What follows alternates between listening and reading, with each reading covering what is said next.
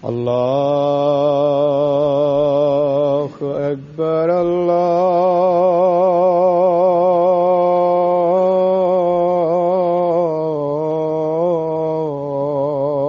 الله أكبر الله أكبر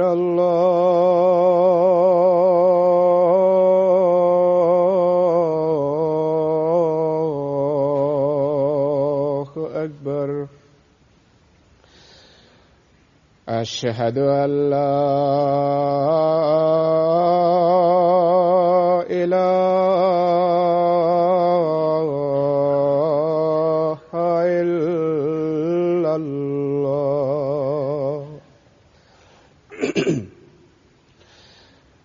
أشهد أن لا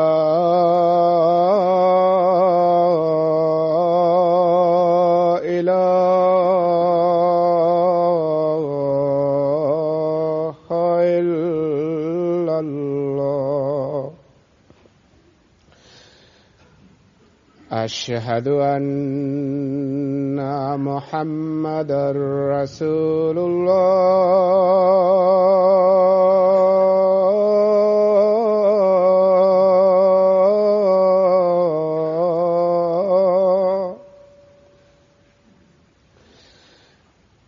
أشهد أن محمدًا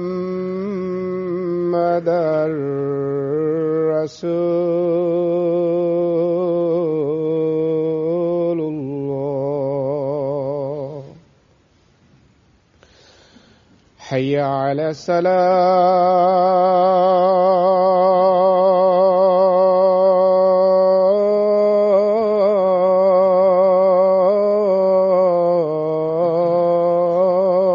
الصلاة. حي على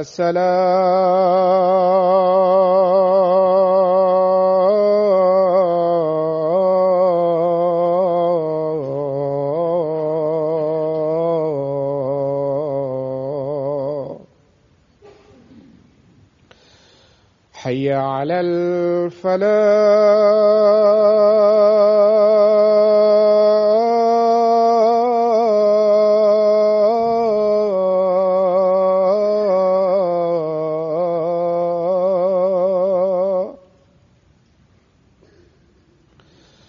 حي على الفلاح.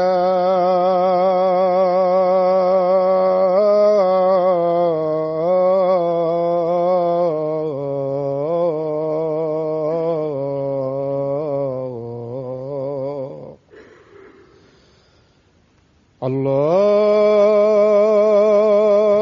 أكبر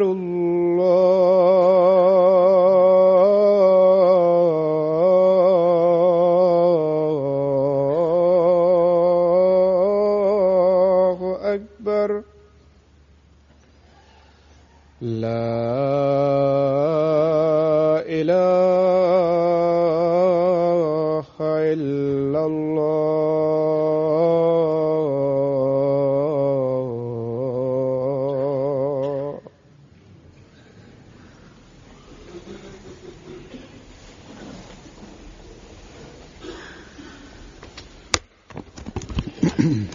अस्सलामु अलैकुम रहमतुल्लाह।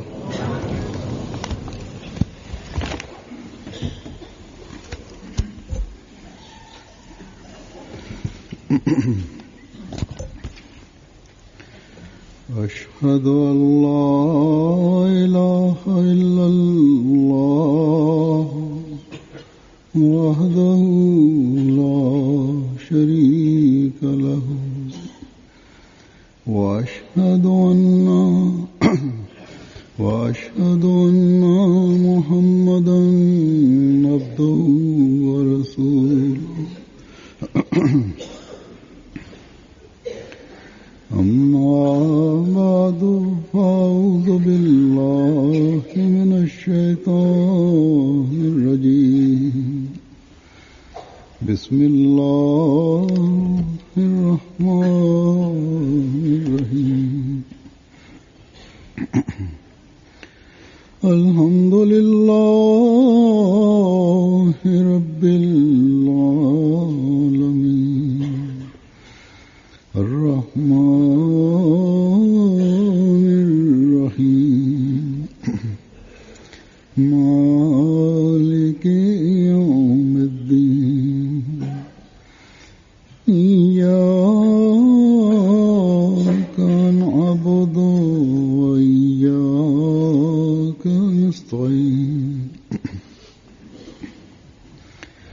اهدنا الصراط المستقيم صراط الذين أنعمت عليهم غير المغضوب عليهم ولا الضالين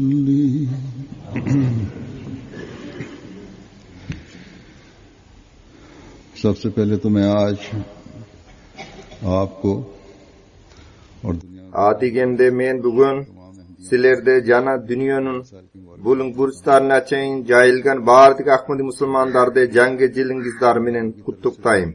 Maga başkarmalıkta tarafından da aymaktik cemaatlar tarafından da müçölör tarafından da kutluktoğdan turgan kabarlar geludo. Alardın barına da cemaat viskada kut bolsun. Allah Taala özünün bereşindigi menen murdagesinden da aşa çap uşul jilde özünün merem duyluktor bereşindikler jana berkeler jilina aylantirip jibersin. Degen ak tilik menen uşul jil kut bolsun. Albette har bir Ahmadi musulmandın ak tilegi uşul jana uşulele boluşu kerek. Eger biz Allah Taala'nın bereşindiklerin berkelerin jana merem duyluktorun tilebey turup jana akbata tilöönü koyup biri bizde kutluktasak anda bul kada salt katarele kutlukto jana kurulay nerse bolup kalat. Bul bolgonu dünya korlordun ele sözdörü. Birok eger biz Allah Taala bizke tartulagan jöntömdör jana kuch kuvatarde Allah Taala'nın bereşindiklerin jino uchun işke salvasak Allah Taala bizke kuluga buyurgandardı atkaruga hareket kılvasak anda tilegi vista beker bolur.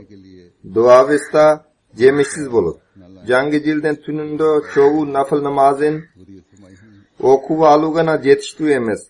Eger oşul nafıldardı atkaru menen bizde tümönküdoy sezi payda bolboso. Biz koldan kelişince nafıldardı atkarep turaves. Allah Taala'nın bereşindiklerine yetişu üçün ibadet bizden ölçümünde jakşırtуу biz kerek. Jana kündölük jaşaubuzda har bir jumuştu Allah Taala'nın razıçiligine yetişu maksatında kılıuga hareketlenibіз kerek. Eger mına uşul oy menen biz ekke kun murda jangi jilibizde başlagan bolsak, biri-biribizde kutluktab jatkan bolsak, anda biz Allah Taala'nın bereşindiklerin merem duyluktorun jana berkelerin jinogo hareketene turgandardan bolup kalabız. Allah Taala koldop har biribiz mına oşundoy oyga e bolup kalsın. Eger murda oşundoy oy bolboso da Allah Taala koldop mına uşunday oyga e bololu. Mına uşulele oy adamde Allah Taala'nın muronku bereşindiklerini da şukurçuluk kuluculardan kılat. Allah Taala özünün özgöçö bereşindigi menen bizke kılgan jakşılıklarının jana tartulagan beliklerinin arkasından Allah Taala'nın aldına jigilүүчүлардан kılar. Allah Taala'nın aldına çinjiroktan jigilүүbüzgana jaşaubüzdün tüpkü maksat ekenen Allah Taala bizke aytıp bergen. Demek mana uşul ruh, uşul mangiz mana uşul kutluktoolorbuzdun arkasında turuşu kerek. Biz ötkön jilde taldap çıkkanыбызda cemaat bizke ayrım kıyınçılıklarda tuş kelgen. Birok oşogo karabastan 2013 yıl bizke Allah Taala'nın çeksiz berişindiklerin körsötkönü baykalep jatar. Demek eger biz uşul berişindiklerdi ulantuunu kalasak anda kiçi peyldik emgek tuğuluk jana dua menen oşul berişindiklerdi özübüzgө sыңдырууга hareket kılubuz kerek. Ayrıca özdörünü ayrım cemaat kızmattары yüktölgöndör.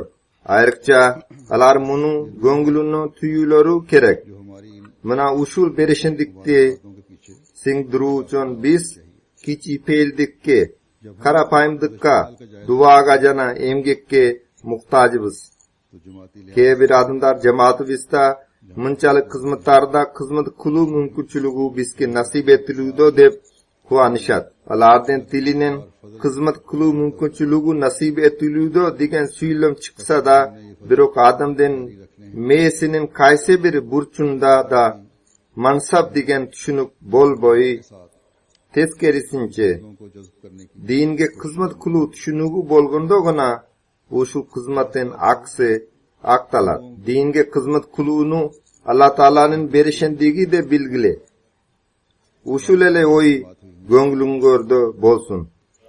वो खास तौर O'zimchul bo'lu, tekebberlenu, ko'yrongdonu jana o'zin boshqalardan o'yda sezu degan o'yda go'nglingorda paydo bo'lbosin. आज इनकी सारी Mana ushul o'y bilan ishtay turgandar jana kichi fe'ldikdi har vaqtda ko'zdab turgandardan jumushtarini Alloh taolo cheksiz berkelarda qo'shadi. Ular bilan birga ishtaganderda yaxshi qilmadalarga yordamchi bo'lib jamoat xizmatlarini atqarib jatgan bo'lishadi. Jamoat mucholarida ulardan har bir so'zini chin dildan qabul qilib jatgan bo'lishadi. Alloh taolo qo'ldob javobli xizmatgarlar je xizmat atqaruvchilardan bardigi o'zlarinda da mana ushul kichi fe'ldik, jo'nako'ylik, ixloslik, emgakchilik jana duo ma'noyin jaratuvchilardan bo'lsin. ये ख्याल Amin. Murdagi senanda ko'proq jaratuvchilardan bo'lsin. Mana ushularni jaratgan so'nginalar da albatta uchurlu xalifaning gushtu yordamchilaridan bo'lishadi. Jamoat mucholarida turuqtuluk bilan jamoat ishlarini har boshqa ishlardan juvori qo'yuvchilardan bo'lishsin. Natijada biz tuvelukku Alloh taolaning berishindiklarining ko'rinishlarini guvoh bo'lib turuvchilardan bo'laylik.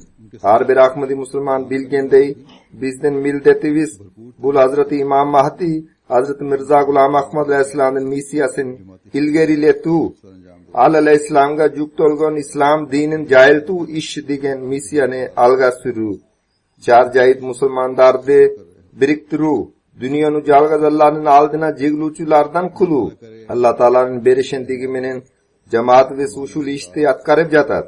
Da'vat uylarini quru, mechitlarda salu, da'vat qulu ishlari, adabiyotlarni tayyordo, jana taratu, missionerlar bilan da'vatchilar tayyordo, ularni amal maydonina jo'natu. Mana ushul ishlardan barin jamoat ve Alloh taolaning berishandigi bilan atqarib jatar. Yugoruda men aytganday Alloh taolaning buyrug'iga loyiq yashashning maqsadi bu ibodat qulu. Musulmon erkaklarga jamoat namozi farz.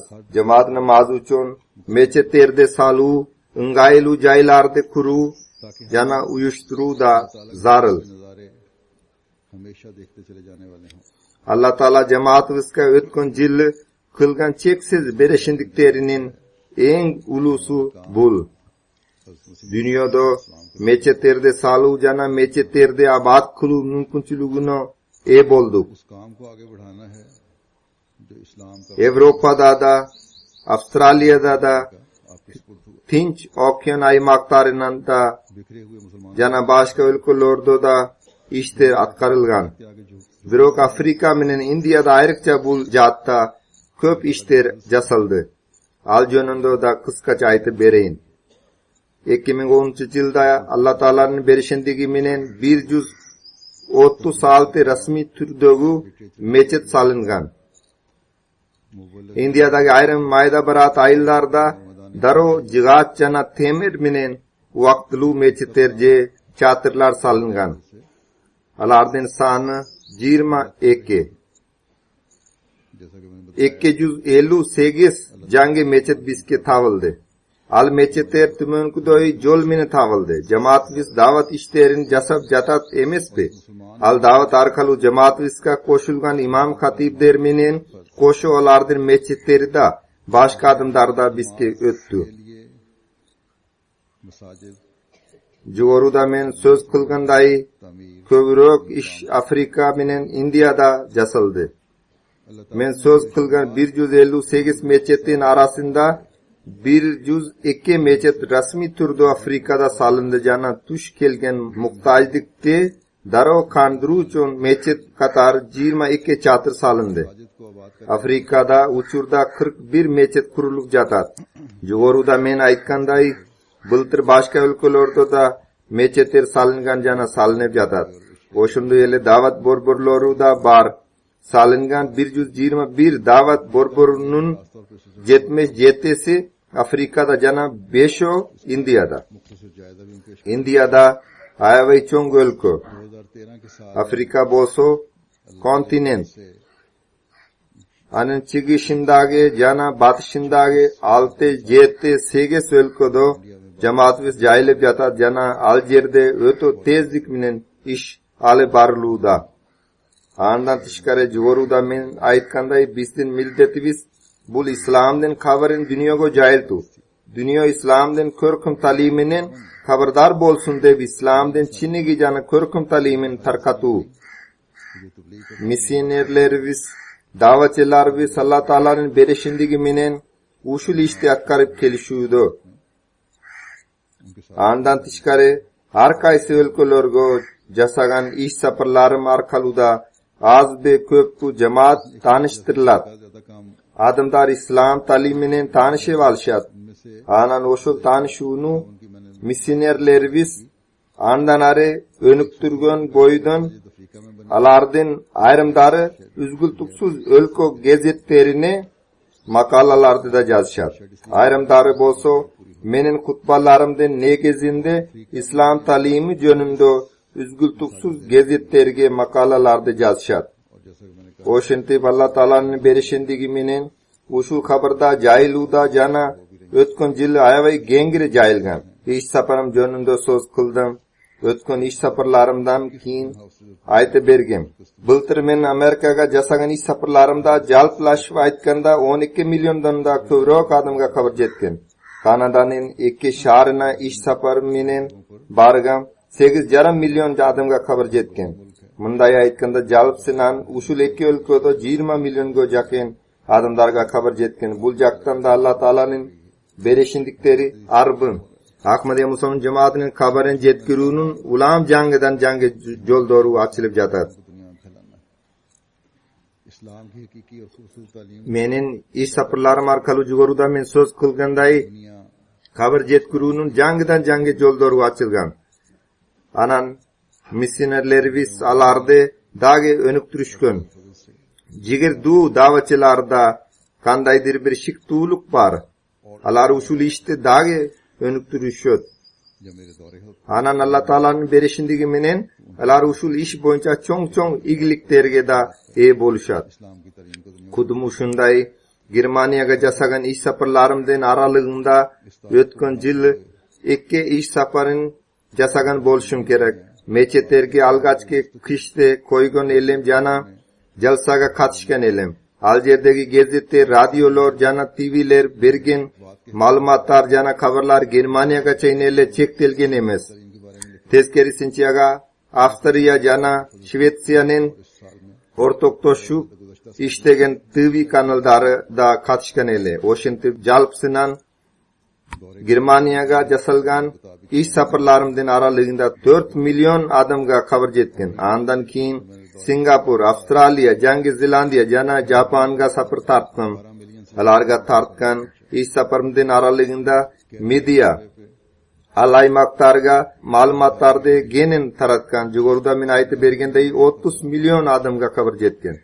Кыскасы, бул Алла Тааланын беришиндиги. Адам баласынын аракети менен бул иш бүтпөс болчу. Адамдын аракеттердин акыбалы мындай. Австралиядагы жамаатыбыздын тишки иштер боюнча кызматчыбыз же басма сөз кызматы менен байланышкан адам ал жердеги бир облустук гезеттин өкүлүнө менен майк курусун деп кайрылды. Ал киши мен келем деп айтты, бирок так убакыт келгенде ал киши келе албайм деп кечирим сурады. Бирок Алла Таала ушундай шарттарды түздү. Ал киши кечирим сураган соң 15 мүнөт өткөндөн кийин ал жердеги улуттук гезетке байланыштык. Ал гезеттин өкүлү кудум менин Австралияга иш сапарымды баштап, ал жерге барымды аңдып отургандай эле сезилди. Ал киши 15 мүнөттүк эскертмеден кийин жетип келди. Бул бизге өзүнүн колдоолору жана жардамдарынын көрүнүштөрүн көрсөтүп келе жаткан Алла Тааланын беришиндиктеринин эле жемеши.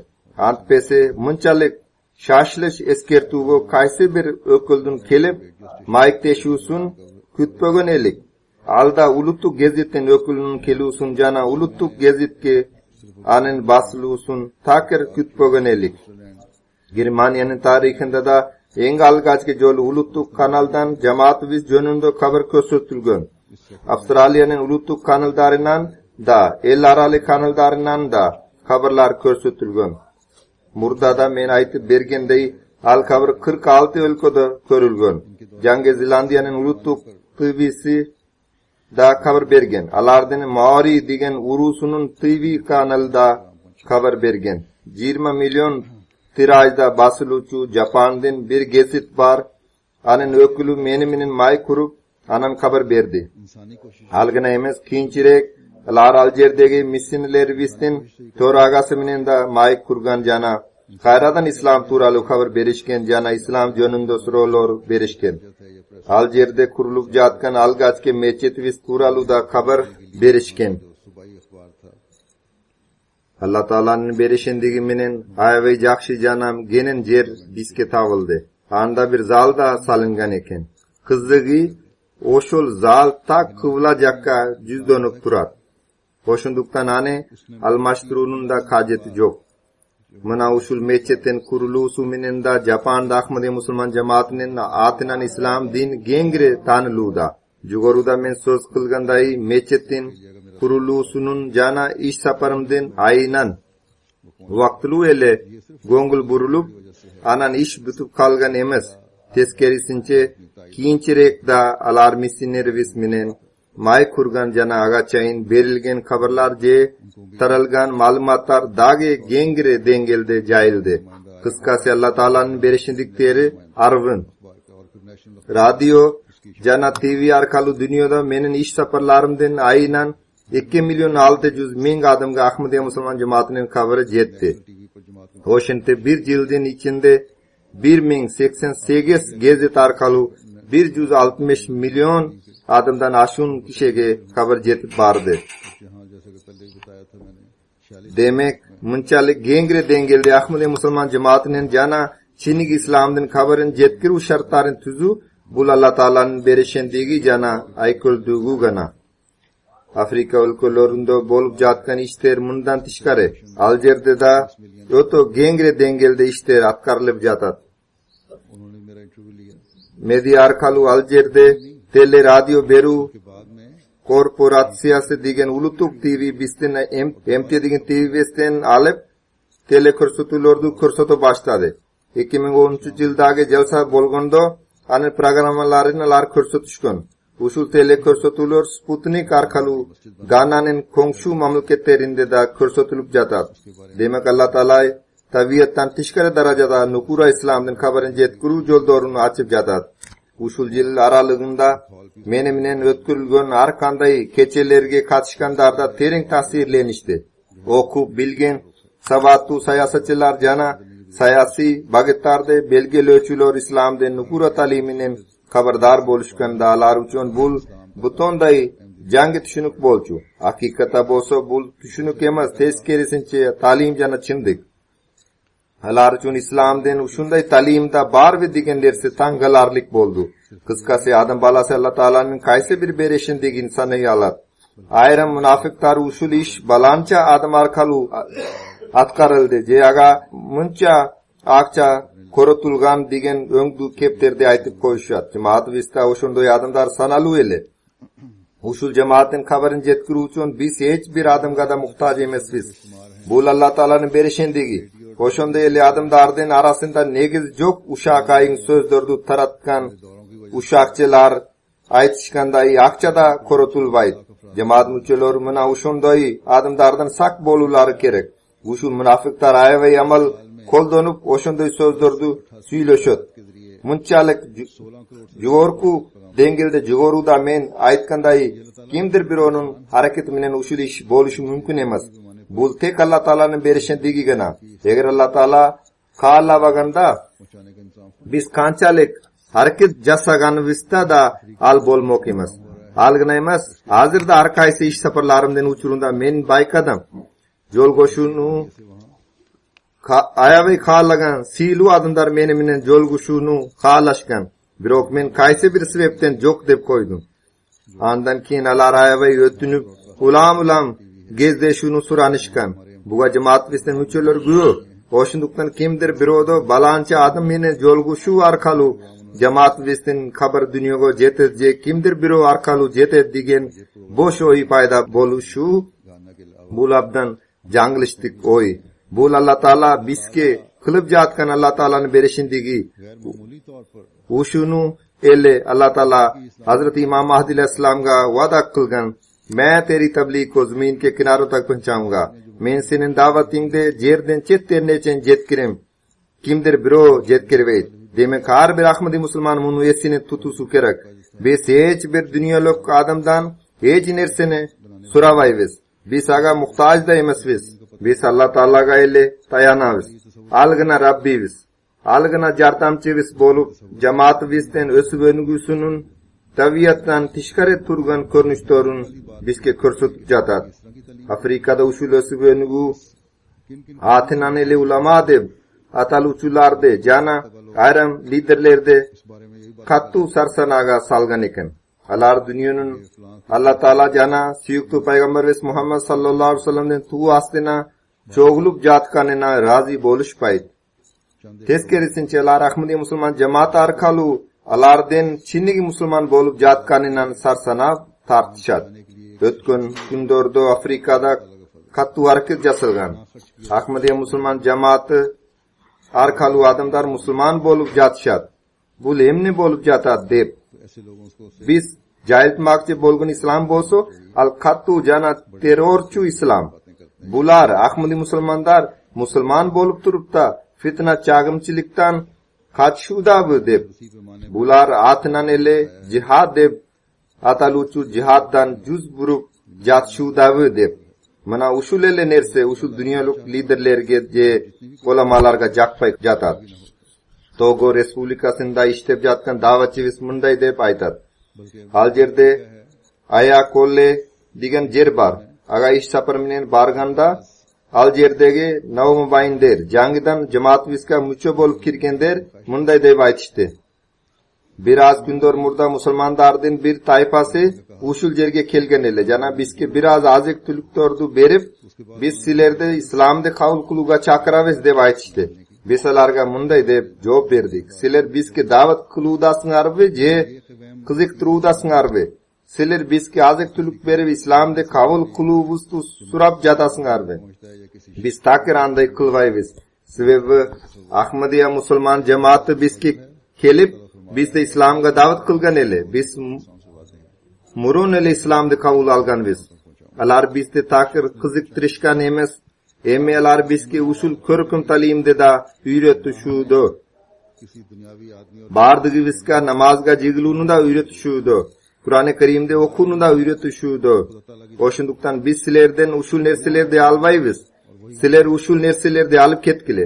Sizlar sunishtab jatgan islomda biz qabul qilmaymiz. Biz suyukli payg'ambarimiz Muhammad sallallohu alayhi vasallam olib kelgan jana bugungi kunda Ahmadiy musulmon jamoat sunishtab jatgan nuqura islomda ele qabul qilamiz. Andan keyin Alloh taolaning berishindagi menen alardan iymoni dagi o'sib ketdi. Ular o'shul Navmubayindir Aljerda bir masjidda solib alishdi. O'shunda ele Nigerdagi da'vatchimiz bunday deb yozadi. Barni kunni sharna qarashtu botoro atu bir chakan ayil bar. Aljerda da'vat qilganda Alloh taolaning berishindagi menen ushul ayil bayt berib jamoat bizga qo'shilib ketdi. Darov baldarga o'rgatish uchun Yassirnal Qur'on saboqlari uyushtirilgan. Imom uchun ta'lim tarbiyalik saboqlari da uyushtirilgan. Bu jonundagi xabar bir vahabiy imom xatibga yetkanda al moldolordun tobunu olib o'shul ayilga jet keldi. Jana bunday deb qayrildi. Bular kafir. Sizlar Ahmadiya jamoatidan bosh tortdilar. Biz sizlarga masjidda solib beramiz. Ayil boshchisiga bunday dedi. Men tuvasa musulmonman. Eme ömrümdün oxirgi bölügündemin. Men hech qachon o'z ailimdagi bir qizni Qur'oni Karimda o'qiganim jana islom turali suylagun ko'ro elikmen. Biroq bu Ahmadiya musulmon jamoatining neli berkesi Menen jaş kızdarım maga dualarda jana hadislerde ayta berişiydi. Oşunduktan uşul birinci jolku izi çungarda men silerge geçirim. Birok eger mundan keyin uşul ayıl jakka gelsenger men ayıldagi ballarga silerde sabatam. Moldolar uşunu ugup daro. Moldolar korkok jana yüreksiz emaspi. Maşinaga çıkıp Aljerden kaçıp ketişti. Burkina Faso Respublikasındagi davatçevis munday dep jazat. Banfura degan regionda Niyankara atlu cemaatvis bar. Aljerdagi bir ayıldan 200 adam bil bayt berip cemaatviska koşulgan. Uşul ayıldagi 2 üybülönün din jardamchilari degan agim menen alakası bar. Alaray basim jasab jekeche jolguşularda ötkürüp Ahmadi musulmandarda Ahmadi cemaatin taştab din jardamchilari degan agimga baylanışuga majbur kılışkan. Birok Ahmadi musulmandar alardın sözlerini kulak salışpadı. Alar Ahmadi musulman cemaatin taşto üçün bizke basım kursatılıp jata de bizke aytı berişti. Birok alar munday dep job berişti. Ahmadi musulmandardın davatı jana tarbiyası bizke uşunçalık beypeldik tartuladı. Biz Ahmadi musulman cemaatin taştab kayradın karangılıktarga barunu kalabayız. Alar rasmi turdo chandalarda da beri baştaştı. Oşunda ele Benin Respublikasındagi Kojromme de digen kichine ele ayılda cemaatvis bar. Aljerdagi Karim atu bir adam bayat bergen ele. 2-3 ay ötkön soň Moldolordun tasirinde al kişi karşılık kıla başladı. Bir kunu mugallim jergiliktu davatçıvis cemaatvistin amirini al kişi cemaatviske karşı ayavayı oroy sözdördü süylödü dep aytti. Al kişi cevap berdi. Hiç nerse emes Allah Taala'nın vadası var. Eğer bir adam murtat bolsa, dinden kaytsa, anın orduna Allah Taala özünün berişendigi menen bir cemaat tartulayıp, al kişi munday dep jazat. Oşolele kunu, al mugallim jana cemaat vistin amir, akono leyi, attu ayl padişasına, ayl başçısına, lar jergiliktu padişalar dep atalışat, davet kılıga barıştı. Al kişi Allah Taala'nın berişendigi menen Ahmadi bolup ketdi. Andan keyin Aljerdagi Vagadingin ayılden 2 turgunu da Aljerde bar bolçu. Alar bizden ayıl viskada kelip davet kılgıla dep suranıştı. Şam namazın alardan ayılında atkardık. Jana davet kıldık. 32 adam Ahmadi musulman cemaatine müçe bolup girdi. Oşinti ayılda bir jangi cemaat vis payda bolup kaldı. Tigilir oroyluk kılıp yürgün adamga karşı iş göz golgonduktan militsiya ane izlep yürgöndükten al ayıldı taştab kaçıp ketdi. Anan Nigeriyadagi missionerler vistin toragası munday dep jazat. Kamerundagi Foumban degan aymakta fanat musulmandar kövrök jaşışat. Aljerde birinchi jolu yomi xilafat kunu jalsası ötkürülgön. Jildagi dayi bilda Kamerunga Pakistandan kelgen davetçiler tobu Ahmadi musulman cemaatinin müçelerini missionge butaga aluga hareket kılıştı. Yomi xilafat jalsası jonundogu haber kezi men TV jana radyodan da berilip jatkandıktan alarga da jetip kaldı. Oşentip davetçilerden 24 adamdan turgun tobu. Alardan 10 adam Kenya arkalu alemi 15 adam Kamerun menen Çad'den Çek arası arkalı kelişken ele Aljerge jetip kelişti. Hazır Allah Taala'nın berişindigi menen uşul şar turgundarının köbü Ahmadi musulmandar. Uşul jerdegi başki imam hatib jananın orunbasır imam hatibleri özlerinin adındары menen çoğu 3 yıl murda Ahmadi musulman cemaatine ötüşkön. Kıskası uşul top kelip mugallim vis arkalı baylanışuga hareket kılıştı. Mana uşul ele mugallim arkalı uşul jerge cemaat vistin köçötü oturguzulup üymeyi cemaat vistin kabri jetken ele. Bul davetçilerden töbü oşul mugallim turalu suraşkan. Mugallimden juvayiyalarga job bergen. Mugallim jumuş menen şahardan tiş çakka çıkkan. Andan keyin alar şahardan Gorborduk meçetine jetip barıştı. Bul meçet Allah Taala'nın berişendigi menen çoğun meçet jana Ahmadi musulman cemaatine karıştı. Uşul jerde alar başki imam hatibge biz bu jerde davet kılmakçımız.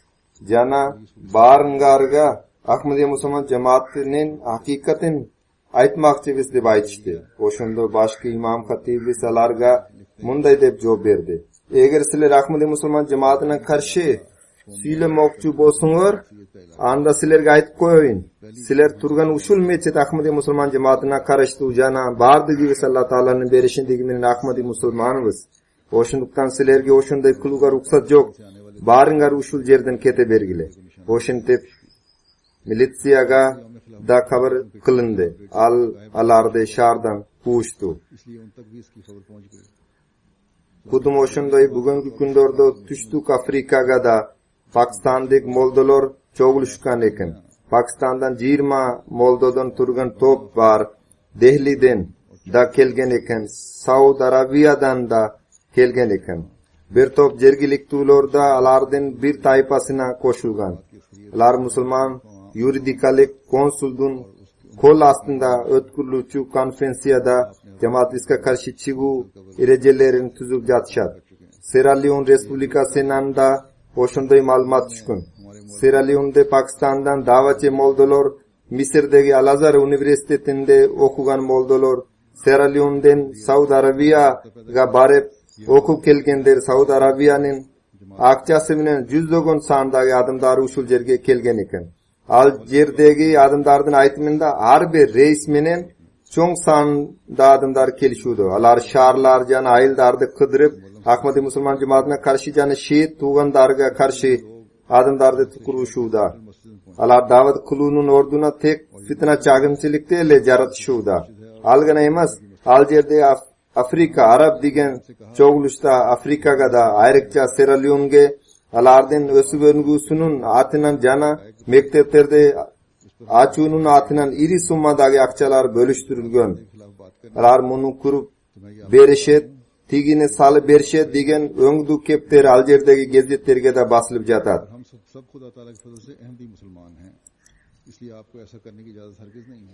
Birok adatdagiday murdada bir kança jolu oşunday bolgan.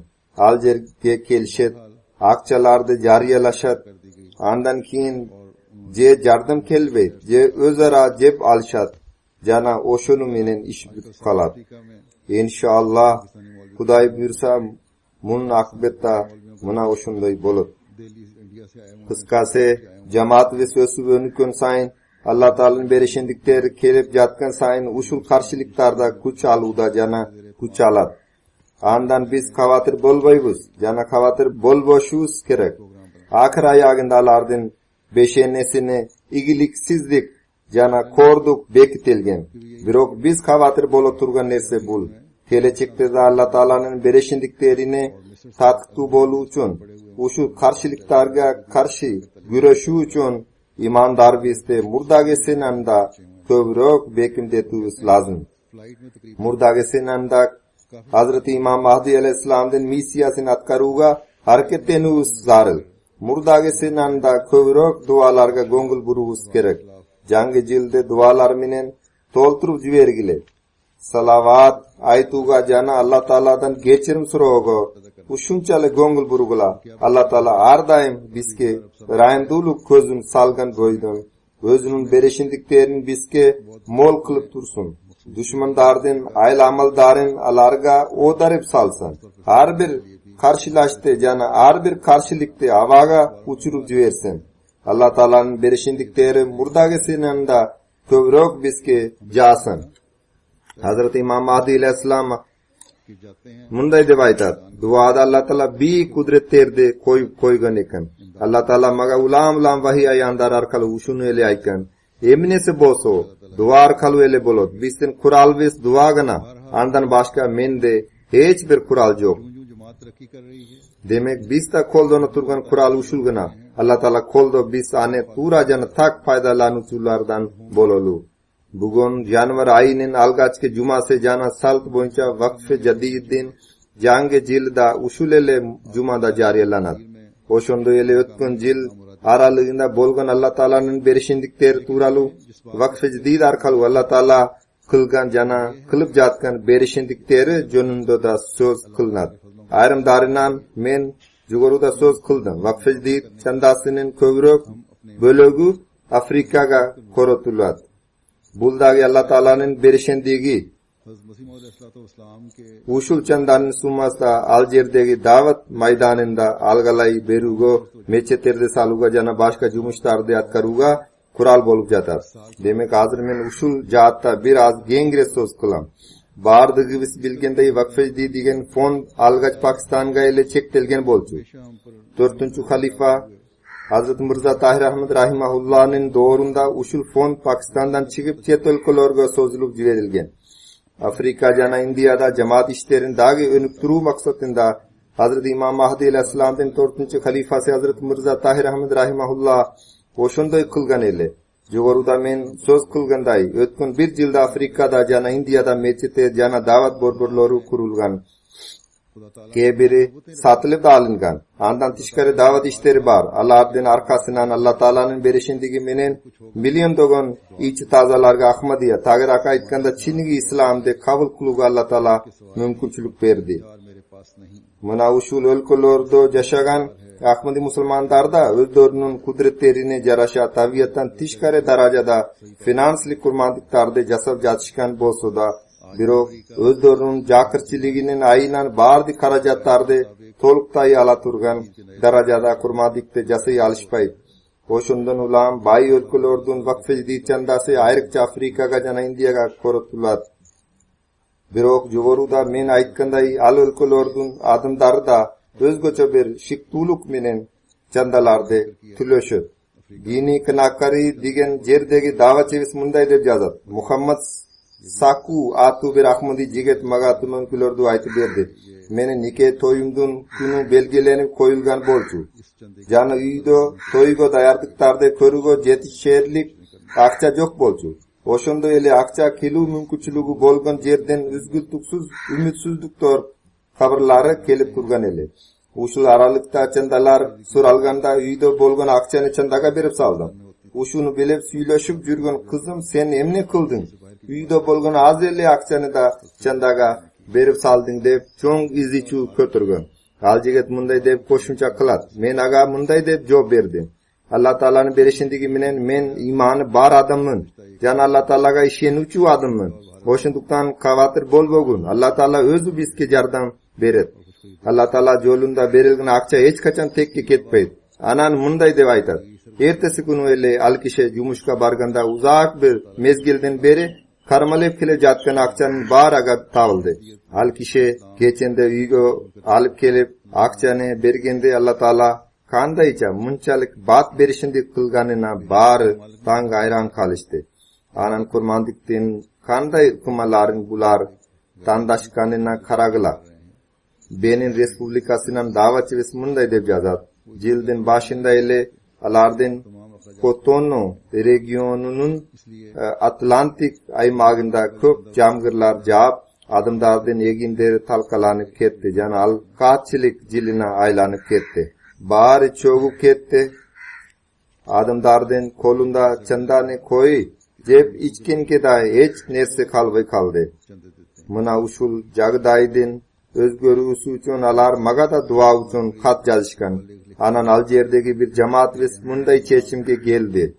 Eğer eginderimiz talkalangan bolsa, ayrı yerindeki cemaatlar anın elle negizinde çanda beret emes mi?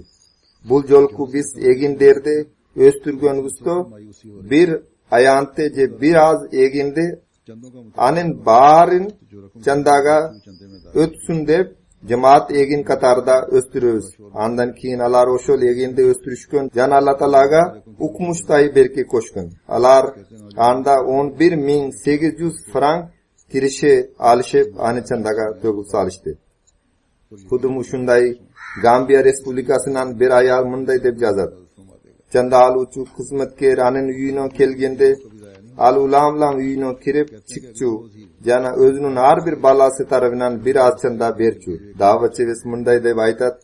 Anı körüp, anın baldar da içini kirip kapçık tarındagi bar biraz akçaları de berip biz emniga soğuptun kuru kalalı dep aytıştı. Uşinte Allah Taala baldardın jürüktoruna da çandanın maniluluğun salat. Oşundele Gambiya Respublikasında jangidan bayat berip cemaat viska muçu bolgon bir ayal kir juguç saminde algan kete barajatganda jol aralığında al kişi çandalar jönünde çakru salınganın bildi. Jana az ve köp bu har bir adam çanda bersin dep aytıldı. Al kişi kolunda bar akçanı çandaga berip samin minen Allah Taala özü kamsız kılat dep koydu. Anan Allah Taala da uşunday çaranı gördü. 2 günden keyin alardıkına bir konu kelip bir tok saminde aga bele katar berip ketdi. Kudum uşunday Benin Respublikasında başkalardan jaşırun kayrımdu işlerde jasovçu jana dini işlerge birinçelerden bolup katışucu bir ayal var. Al kişi çandanında jakşı summada berçu. Birok jil ayağında aga baylanışkanda al kişi ugar menen özünü bolgun Allah Taala'nın berişindigin sanay başladı. Jana öz tarafından 100.000 frank seyfa çanda berip koydu. Anam aga sizin balanca ulungustan da çandane kutup jatavez deb aytılganda darı al tarafından da 30.000 de tölüp koydu. Kız jonunda bilgende al tarafından da özü bere başladı. Anan aga sizden dağı bir kızıngızdan biraz elle çandası kalgan deb aytılganda anen da tölüp saldı. Demek uşunda yadımlar da bar. Alar özlerinin bardik jengel oyların jok kılıp çandalardın maniluluğun düşüngön boydan ane tülöşür. Oşunda yelle Tanzania Respublikasındagi davachi ismunday deb jazat chandaga qarz bolgon dorgu aytılganda alar daro chanda töleyi başlaştı. Alar özlerida muhtoj boluşçu. Birok ayrımdары özlerinin muhtojliklarini tashlab chandalarına go'ngil burishdi. Mali Respublikasının amiri munday deb jazat. Mugallimimiz Abdul Kadir Mirza adımlarda çanda berugo ündödü. Jana çanda tüylödü. Öto çoğun berke koşula deb anen maniluluğun aytı berdi. Alcerdegi imam hatibimiz ayagay gidey adım bolçu. Velosipedi satıp aluga da anda kudret çok bolçu. Al kança çanda tüylö kerek deb soradı. Mugallimimiz cevap berdi. Allah Taala bergen kuch kudretke jarasha beringiz. Birok munu da aytıp koydu.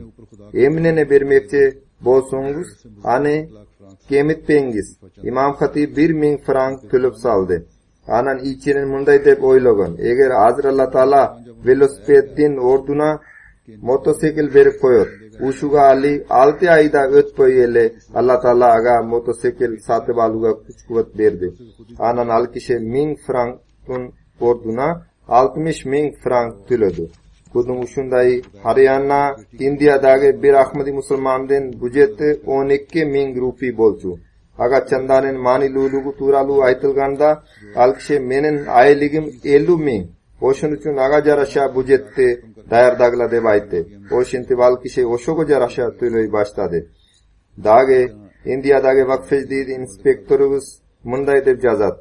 Jammu Kashmir ştatında bir mektep muallimi degen ejeki bar.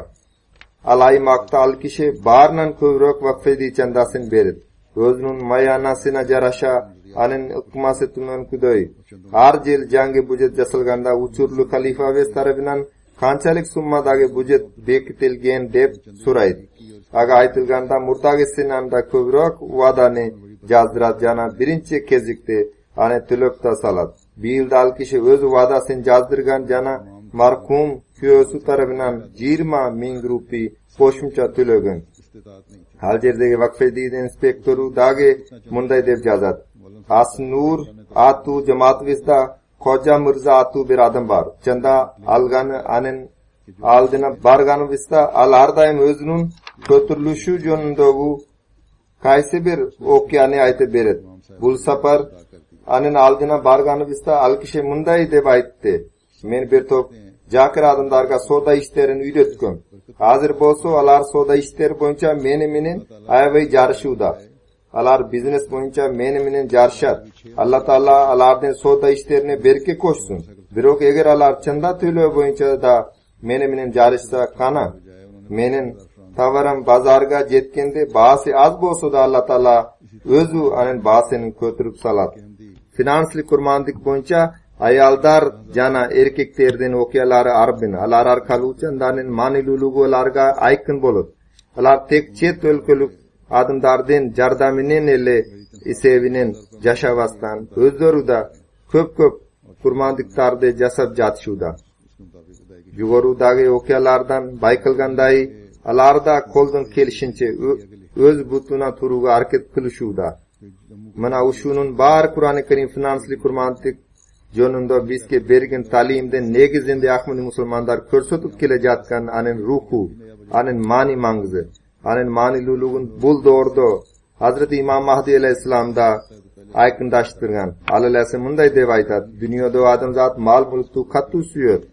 Mına oşundan ulam tüştordu joru iliminde munday deb yazılgan. Eger kimdir biro tüşto öz borun çıgarıp birogo bergenin körso al mal mulk digende bildirir. Mına oşul uchun nukura takva jana imanga jetişi uchun kumen kudoy aytilgan. Lan tanalul birra hatta tunfiqu mimma tuhibbun. Siler özüngörgө eng jagymdуу jana süýkümdүү nerseňerdi sarf kılmayınca siler jakşylykka takir jetişe albaysыңар. 3-sure 93 ayet. Antkine Allah Taalanyň pendelerini kamkor bolup, alarga borukirlikte körsetu, iri summadagy mal mulktu sarf kılwar kerekdigin talap kılat. Adam baldaryna jana Allah Taalanyň pendelerine borukir bolu uşunday nerse. Al imandın ekinci bölügü. Ansiz iman toluk jana bekin bolu albayt. Adam balası kurmandık kılmayınca başkalarga payda keltire albayt. Başkalarga payda keltiru jana borukir bolu uchun kurmandık zaril nerse jana jogorudagi lan tanalul birra hatta tunfiqu mimma tuhibbun degan ayatda oşulele kurmandıktan talim berilgen janaga basa belgelenip nasat kılıngan. Demek mal mulktu Allah Taala jolunda sarf kılıuda adamdan baktıluluğunun jana takvaluluğunun ölçümü jana çeni. Hazreti Abu Bakr radıyallahu anhu'nun yaşosunda Allah Taala jolunda özün arno'nun ölçümü jana çeni süýüklü Peygamberimiz Muhammed sallallahu aleyhi ve sellem bir muhtaçlıkta aytkanda özünün üýündägi bardyk emeriklerini alıp kelgendigi bolçu. Allah Taala mına uşul kurmandıktardy jasagandardyn barına jana mına uşul mani mangzy düşüngön dördün mal mulkuny jana bala çakasyny çeksiz darajada berke bersin. Hazır ötkün jildin 56-njy jildini sepde ösün sunuş kılam. 2014-njy jyldan tartyp 57-njy jyl baştalgany jatat. Ani da jariyalaýyn. Ötkün jyl 56-njy jyl bolçu. Anda vakf jdid boyunca Allah Taalanyň berişindigi menen jamaatybız 5 milyon 484 min funt ölçümünde finansly kurmandykty jasady. Uşu summa былтыркыга karaganda 486 min funt aşygyrak bolçu. Bil Britaniya birinci orunga keldi. Bul eret Britaniýanyň birinci orundu eýlegeniniň manisi murda men Pakistandan söz kılçu elim. Jana Pakistandy aýryp salyp anan eýlegen orundardan söz kılçu elim. Bil Allah Taalanyň berişindigi menen Britaniýanyň ordu Pakistandan öýdü. Pakistandy aýryp salyp uşul jarışu bolat eli. Emme bul jakdan Britaniýa birinci orundu eýledi. Pakistan ikinci orunga keldi. Andan keyin Amerika, Germaniya, Kanada, Indiya, Avstraliya, Indoneziya orta çygyşdagi bir jamaat jana Belgiya turat. Allah Taalanyň berişindigi menen Britaniya bil koşumça summa menen çogultkan. Allah Taala bardyk çanda bergenderdin mal mülküni jana bala çakasyna çeksiz berkelerde koşsun. Emi Amerika menen Germaniya andan aýaby arkada kaldy. Eger alar ozup ketүүnü kalasa, anda alar katu emgek kılulary kerek bolat. Oşunda ele, bularda Angliýadagy jamaatybızda aga turptu boluga katu hareket kılulary kerek. Sebebi alar aýaby çoň sekirip ketişdi. Bir jolu Hazreti İmam Mahdi aleyhisselam'ın 4-nji halifasy Hazreti Mirza Tahir Ahmed rahimahullah'ın doğrunda da Pakistan qaysi bir chanda bo'yicha Tahrik Jadid chandasida bo'lishi mumkin. Ikkinchi o'ringa kelgan eli. O'shunda alar chet ellarda yashagan tushganlarina sizlar bizga jo'nata turgan aqchaga biroz qo'shib bergilejana chanda uchunda bergile deb xayrlashgan eli. O'shundan Pokiston birinchi o'ringa turibdi bo'lib tursin deb siz da o'shunday qilingiz deb ayrim olimlar magada o'shunday kengish berulari mumkin. Men o'shunday qilvayn. Alloh taolo kimga qaysi o'rin bergan bo'lsa, al o'shuleli o'rinda bo'lsin. Emi har biri o'zini jarasha harakat qila bersin. Biroq bu jaqtanda Pokiston ushul o'ringa bo'lgandan keyin da bari bir o'zgacha bir o'ringa sebab Aljerda hukm surib jatgan Qirdaldin aynan anin aqcha bir digi o'to tumandab ketdi. Ushuga qaravasdan alar cho'ng qurmandikda jasashdi. Andan tishkari Jalpsinanda Pokistondagi uchurlik Qirdalda biznesler yo'q bo'lib ketgan. Andan tishkari Pokistonda yashagan Ahmadi musulmonlar o'zgacha butaga alinishuda. Alardan savdo ishlarini ziyon keltirildi. Aga qaravasdan alar qurmandiklar bo'yicha ko'rnuktu roldu o'ynashuda. Alloh taolo alardan mol mulkini jana balachaqasina berke bersin. Alardan orduqtarin alib salsın, alarga jengilliklerdi jaratsan. Eğer alarga biraz ele jengillikler jaralip kalsa Pakistandagi Ahmadi musulmonlar o'zgacha shiqtuluk menen chanda bergendikten keyingi yil chet yerden keluvchi qandaydir bir yordamsiz da algalab ketulari mumkin. Qisqasi Britaniyada sekirib ketdi. Alloh taolo ani alarga buyursun. Vaqfedid xatchisi jana Amir sahib emi ko'proq duolarga ko'ngil burib hareketlenilor zaril bo'ladi. Andan keyin iri jamoatlarda jan boshina Qatarı chanda beru bo'yicha o'rta chigish jamoatlar vestin biri oldinda. Andan keyin Amerika, anan Shveysariya turadi. Amerikaning chandasi 83 funt jeki boshi. Birinchi o'ringa kelgan o'lkonuku 93 funt jeki başı. Shveysariyaniki 61 funt. Belgiyaniki 47 funt. Angliyaniki 45 funt.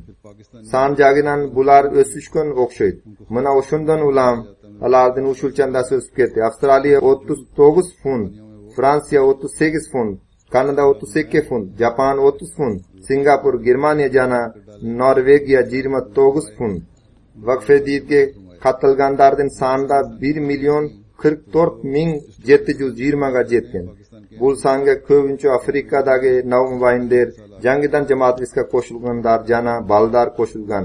Biroq bundan ari Afrikadagilar buni jazib olishdan chanda berganlar mayli 10 tiyin berishsa da son jagining qaysi jamoat qanchalik to'laganini aniqlash uchun odamlardan tizmeklarida jiberishsin.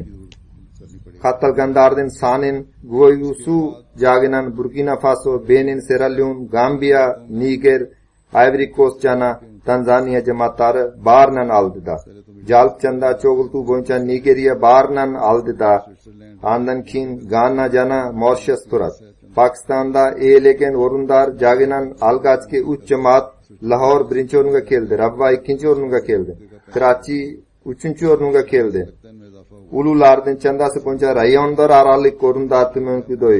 Sialkot birinchi o'ringa keldi. Andan keyin Rawalpindi, Islamabad, Faisalabad, Sargodha, Gujranwala, Gujarat, Multan, Narwal jana Hyderabad. Atfal bölümü bo'yicha Ahmadi musulmon jamoatindagi 7 yoshdan tartib 14 yoshgachainki yosh baldardin uyumi. Iri 3 jamoat mumkin. Lahor birinchi o'ringa keldi, Karachi ikkinchi o'ringa keldi, Rabwa 3-o'ringa keldi. Atfalda rayondor oralik o'rinda mumkindoy. Sialkot birinchi o'rinda, andan keyin Rawalpindi turadi. Erkeklerden arasında da, baldardın arasında da, men aytmoqchi, ululardın arasında da, yosh baldardın arasında da Sialkot rayonu 51-chi o'rinni egallagan. Andan keyin Rawalpindi, Islamabad, Faisalabad, Gujranwala, Sargodha, Gujarat, Narwal, Multan, Nankana sahib.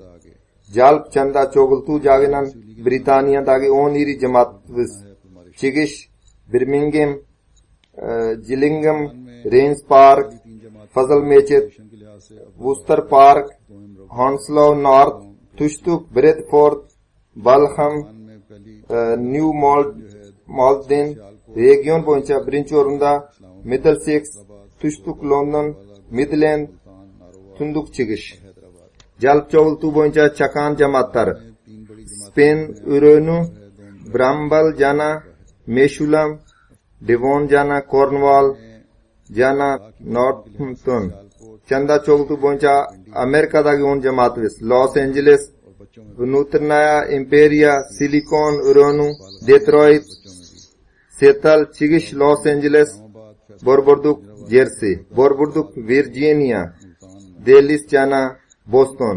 Chanda cho'g'iltuv bo'yicha Germaniyadagi 5 jergiliktu amirlik: Gamburg, Frankfurt, Grasgau, Demstedt, Wiesbaden. Chanda cho'g'iltuv bo'yicha Germaniyaning 10 jamoat: birinchi o'rinda Theodornbarg, Anan, Nida, Fitchburg, Mainz, Neuss, Raon, Koblenz, Hannover. Chanda cho'g'iltuv bo'yicha Kanadadagi iri jamoatlar: Calgary, Peace Village, Vancouver. Alamiy Kanadaning chaqan jamoatlari: Edmonton, Durham, Ottawa, Saskatoon South, Tunduk, Saskatoon jana Milton. Jalb cho'g'iltuv bo'yicha Indiyaning oblastlari: birinchi o'rinda Kerala, Jammu Kashmir, undan keyin Andhra Pradesh, Tamil Nadu, chigish Bengal, Odisha, Karnataka, Kadian, Punjab, Maharashtra, Delhi, Uttar Pradesh. Chanda cho'g'iltuv bo'yicha Indiyaning algachki jamoatlari: Keralai, Calicut, Kinanur Town, Hyderabad, Kadian, Calcutta, Chennai, Pingadi, Bangalore, Rishinagar, Partma, Pirium, Methutam jana Kiring. Allah Taala ushul kurmandik qilganlardan barini cheksiz siyliqlar bilan siylasin. Namozdan keyin bir janoza namozini o'qitam. Al Baviston Amerikaning turguni Hurmatu Yusuful Latif Mirzaniki. Al kishi 2010-yildan 23-sentyabrda 93 yoshda qazo topdi. Inna lillahi va inna ilayhi rajiun. Al kishi 1920-yil tug'ilgan eli 1920-yildan 9-oktyabrda Tennessee degan shtatda jarg dunyoga keldi. Hazrat Imom Mahdi alayhissalomdan jana Hazrat Mirzo Bashiruddin Mahmud Ahmad roziyallohu anhu kitoblarini o'qib 1948-yil bayat beru baxtına ega bo'lgan. Afrikalik, Amerikalik Ahmadi musulmon bo'lchu. Al kishi algachki Afrikalik, Amerikalik Ahmadi musulmonlardan bo'lchu. Al kishi go'yincha munday deb aytchu: "Al vaqtda bayat beru maga farz bo'lchu. Agar bayat berib berganimda men Alloh taolo jana chindikdan tetre juz buruchulardan sanalmoqman." Al kishi pedagogika bo'yicha doktor nauk bo'lchu. Har qaysi universitetlarda professor qatori o'qigan. Bir to'p kitoblardan avtor bo'lchu. Aning qatorida o'zining umr bayonida bor. Al kishi ataqsu inson bo'lganlikdan aning qaytish qabri darrov Amerikaga jana butkul dunyoga jayilib ketdi. O'shunda eli Amerikaning bardik cho'ng gazetalarini da bosildi. Amerikaning prezidenti Clinton ani Oq uyga chaqirgan uchurda al kishi Pokistonlik bo'lboy Afrikalik, Amerikalik bo'lgandugina qarabasdan Pokistoncha kiyim kiyib borgan edi. Al kishi o'zining kesi bo'yicha barnan ulug' bo'lgan Nobel siyligina tete bo'lgan siylik bilan siylangan edi. Ahmadi musulmon bo'lganlikdan din masalasida hech qachon ortini chegingan emas. Al kishi muzika turalida ko'p jazgan, biroq hech qachon arak jana boshqa qo'yilgan joylarga jana kechalarga borgan emas. Al kishi ajlik jana umra qilib vaqtida bo'lgan. Finansal kurmandik jana chandalar bo'yicha o'zgacha kurmandikda jasachu. Jergilikdu finanslik qatchi munday deb aytadi: "Ay aralig'ida al kishi aylik mayani olgan uchurda barnan murda. Shart bo'lgan chandalarda to'gu al kishining odat bo'lchu. Al o'z munday deychu: Men bugungi kunda da kuni bayat bergan kuni ishonganday ishonimga amin. Ahmadiyatdan yo'lu ele chindikdan yo'lu jana bu suyukli payg'ambarimiz Muhammad sallallohu alayhi vasallamdan ele yo'lu. Ushul yo'lda yurgan hech bir odam talqalanmay deb ishonim. Men jana mening uy bilim ushul ele yo'lda yuru menen igilikka yetishimiz deb da bekim ishonim. Ahmadiyat bardik odamlardan o'rtasida bir tuganchilikda jaratu ta'limin sunish qilat deb bekim ishonim. Hal kishi Qadianjan ravvade ziyarat qiluu mumkinchiligidan da bo'lgan. O'tgan yil Londonga da jalsaga qatnashgani kelgan edi. Xilofatda qat'iy suyuvchi edi. Hazrat Imom Mahdi alayhissalomning 3-xalifasi Hazrat Mirza Nasir Ahmad rahimahulloh bilan da yo'lg'ishgan. Hazrat Imom Mahdi alayhissalomning 4-xalifasi Hazrat Mirza Tahir Ahmad rahimahulloh bilan da meni bilan da yo'lqqan bo'lchu. Jalsaga kelgan uchurda kesel bo'lchu. Jana mayibtik qiliyaska da bo'lchu. O'to taqva jana namozda qaltirvay atkarchu. Juma namozini uzluksiz atkarchu. Abdan merimdu har birin suygan jana ixlosli inson bo'lchu. Ahmadi musulmon birodarlardan tishkari Ahmadi emas derdida ayvay silab alarga merimduluk bilan muomala qilchu. Uzoq mezgilgacha har qanday xizmatlarda jamoatga xizmat qilib vaqtida bo'lgan. Da'vat ilalloh Alloh taologa da'vat qiluvga ayvay qiziqchu. O'zining qo'shnilarina, tuganlarina, jana do'stlarina jamoat adabiyotlarini bo'lishtirchu. Ayrim kitobchilarni jana boshqalarni har doim cho'ntagini solib yurchu jana uchoqdagi o'zi bilan o'tirgan yo'lovchilarga bo'lishtirchu. Ko'zi ko'rgan doğru uchun islom o'quvlarining filosofiyasi jana baldarning ta'lim tarbiyasi jonunda ayrim kitoblarda o'z cho'ntagini bostirgan edi. Marhum Musi bo'lchu. Al kishi o'zining ortida Jesir Urmatu Aysha Latif ayimining ulu Urmatu Yusuf Latif Mirzani qoldirgan. Alloh taololarga sabr jana xayr tortulasin. Jana tigil kishining yaxshiliklarini turogo kuch-quvvat bersin. Amin. चलने की तौफीक अता फरमाए।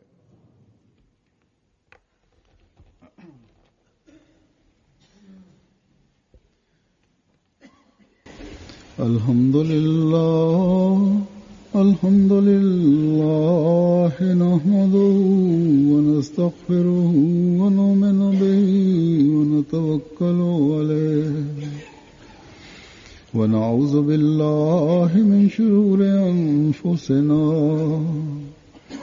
ومن سيئات أعمالنا من يهده الله فلا مضل له ومن يضلل فلا هادي له ونشهد أن لا إله إلا الله ونشهد أن محمدا عبده ورسوله